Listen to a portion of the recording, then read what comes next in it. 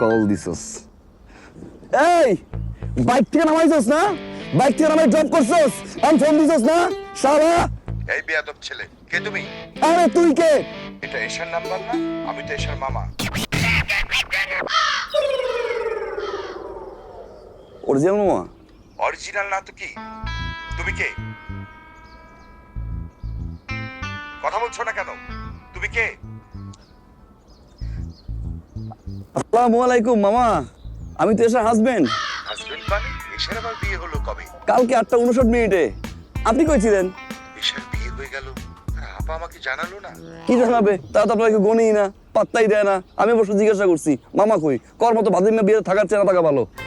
আপা এই কথা বলেছে? জি জি বলছে মামা। এশা কই? মামা এসা তো ঘুম থেকে উঠছে, ও তো ওয়াশরুমে গেছে। এসা, এই যে তোমার আপনার নাম কি মামা?